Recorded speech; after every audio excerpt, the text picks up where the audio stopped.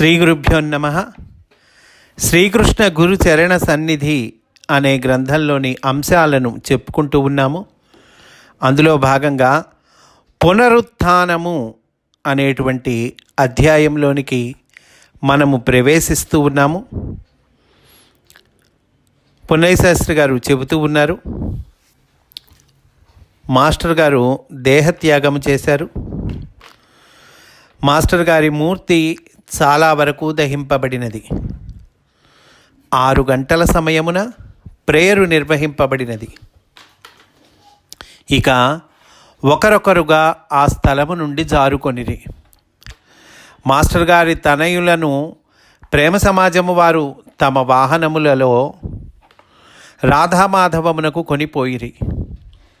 ఇక మాస్టర్ గారి తమ్ముడు బోధాయన గారు వచ్చి అన్నగారి మూర్తిని చూచి దుఃఖముతో పడబోగా కొందరము పట్టుకొంటిమి. మాస్టర్ గారి దేహత్యాగమునకు ముందే పూజ్య గురుదేవులు శ్రీ లక్ష్మణ యతీంద్రుల వారు వచ్చి వెడలిపోయిరి. భవిష్యత్తు వారికి తెలియను. రైలు ప్రయాణములో ఉండగా అన్నగారు శరీరము విడిచిరను వార్త తెలిసి భరద్వాజ గారు వెనుదిరిగి వచ్చిరి. ఇక ఎల్లరూ ఆ స్థలమును విడిపోగా శ్రీ ఏఎల్ఎన్ రావు గారు, నేను మాస్టర్ గారి శరీరమునకు ఎదురుగా కూర్చుండి ఉంటిమి. వారు ఏడ్చుటలేదు, నేనేడ్చుచుంటిని. ఆ మంగళ మనోజ్ఞ మోహన దేహములో కొంచెము భాగమైనను భౌతిక చక్షువునకు కనపడునంత వరకు నేను వాటికను వీడదలచలేదు. ఇక మరలా ఆ దేహము కనపడదు కదా. స్వామి 2 పాదములు నేల కానక నేలపైనే నిలబడుట జరిగినది. దేహము దహింపబడుచుండగా మంటలు లేచినవి, కాంతులు మిరిమిట్లు గొలుపుచున్నవి, ధ్వనులు చటచటలాడుచున్నవి. ఇక ఇరుపాదములను గమనించగా నాకు వెంటనే పురుషమేధమున శ్రీవారు రచించిన వాక్యములు, అంటే శ్రీకృష్ణుడు ఉద్ధవ మైత్రేయులతో చివరిగా పలికిన పలుకులు గుర్తుకు వచ్చెను. నా చరణములు మీనమాసము, నన్ను అనుసరించు వారి రక్షణకై నా దేహము చరణమునందు అంతమగును. నా ఈ చరణ స్మరణము నన్ను అనుసరించు వారిని ఉద్ధరించి కాపాడును. నాయందు అర్పణమైన నరులకు నా చరణము స్మరణీయమగుట నా లీల. ఇదియే పురుషమేధమనవడు మహాయజ్ఞము. మాస్టరు గారి ఈ చరణములే నాకిక శరణములు, స్మరణీయములు అనిపించినది. మాస్టర్ గారు కూడా శ్రీకృష్ణుని వలనే మీనమాసమునందు తన దేహమును విడిచిరి. శ్రీకృష్ణుడు పాల్గొన అమావాస్య జరిగిన వెంటనే నిర్యాణమయ్యను. మాస్టర్ గారు పాల్గొన పూర్ణిమ నాడు నిర్యాణమైరి. శ్రీవారి కుడి ఎడమ పాదములందు నడిమిన బెత్తెడు వెడల్పున వరుసగా చక్రము, శంఖము ముద్రితములై దర్శనమిచ్చినవి.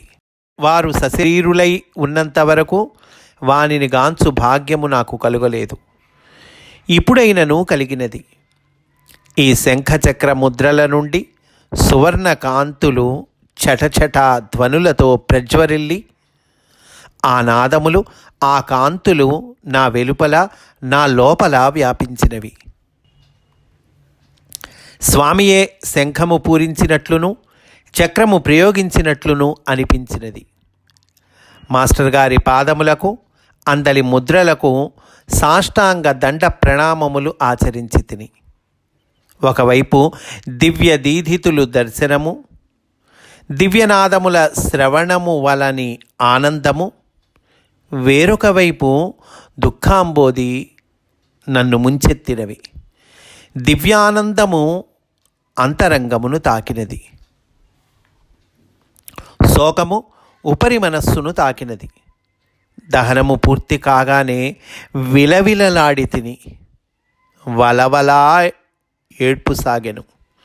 ఇంతలో స్వామివారి భౌతిక దేహము ఉంచబడిన ప్రదేశము వెనుక దివ్య తేజస్సు ఏదియో సూర్యప్రభాభాసమై మిరుమిట్లు గొలుపుచూ సాక్షాత్కరించినది. ఏమిటా అని ఆశ్చర్యముతో ఆ వైపు చూచితిని. ఆ తేజస్సు మాస్టర్ గారి మూర్తిగా దర్శనమిచ్చెను. స్వామివారు హిరణ్మయమూర్తులు. వారి 2 చేతులందు శంఖచక్రములు, వరద అభయహస్తములు, శిరస్సున రత్నకిరీటము, కంఠమున వైజయంతిమాల, కఠిన పీతాంబరము, పాదపద్మములు సమగ్ర వ్యూహమై సాక్షాత్కరించుట జరిగినది. అధరము మధుర మందహాసమొలికినది.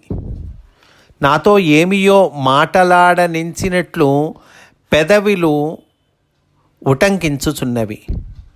నేననగా నా మార్గమే, నేననగా అంతర్యామియగు నేనే నా మార్గమును అనుసరించుట, నేనును దర్శించుటతో వెలుగుబాటలో నీవు నడిచెదవుగాక.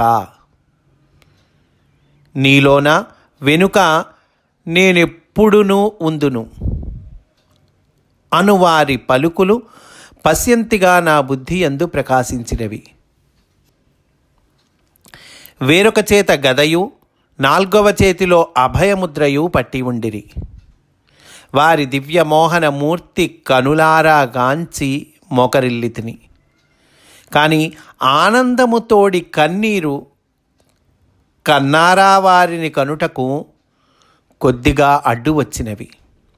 నీరు ఆగి మరలా దర్శించి నమస్కరించి తిని వారు అంతర్ధానులైరి.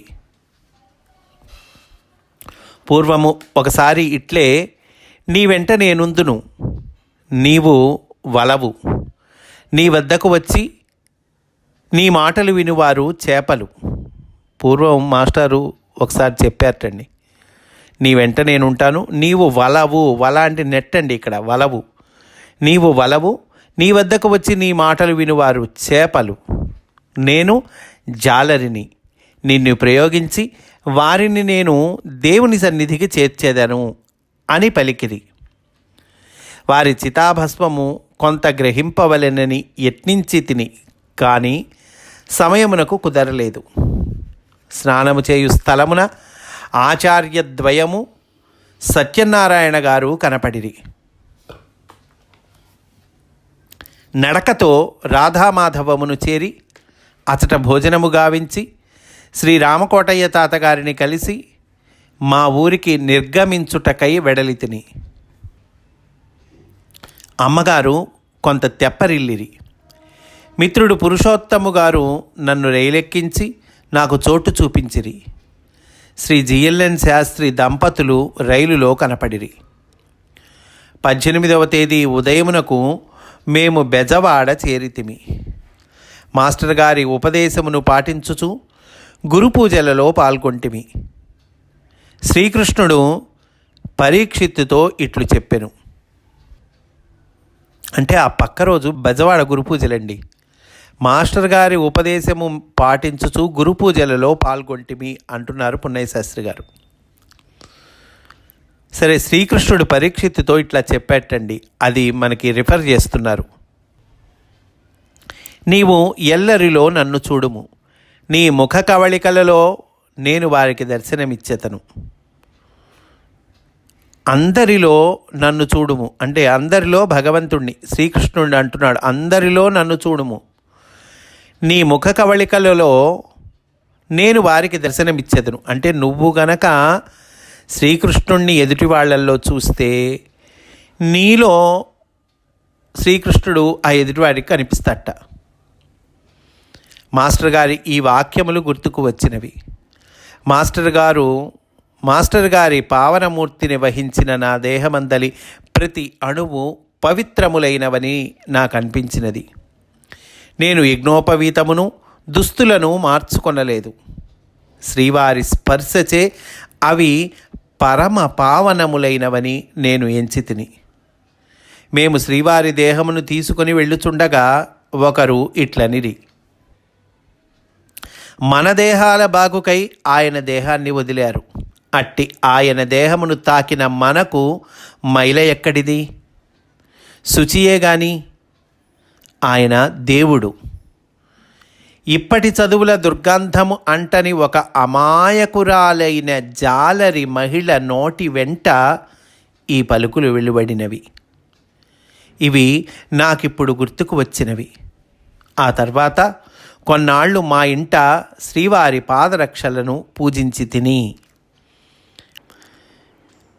ఇక నాకు శ్రీవారు మరపుకు వచ్చుటలేదు.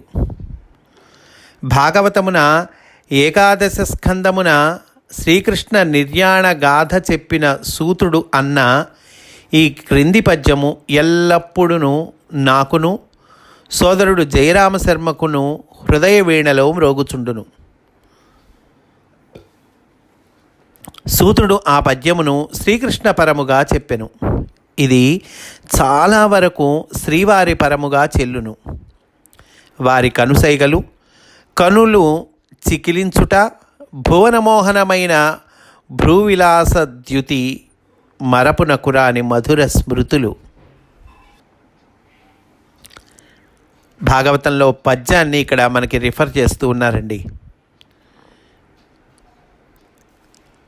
సూతుడు చెప్పినటువంటి పద్యం ఇది. శ్రీకృష్ణ పరంగా సూతుడు చెప్పాడు.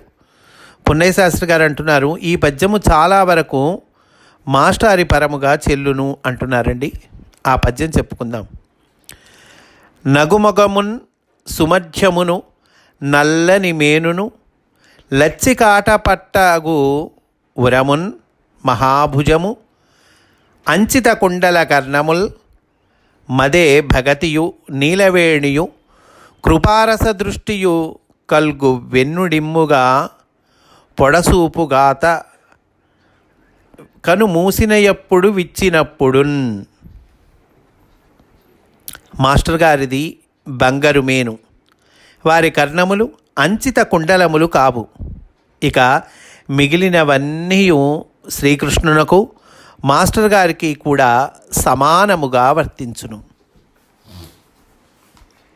శ్రీవారి ఉరము శోభయను లక్ష్మికి ఆటపట్టు.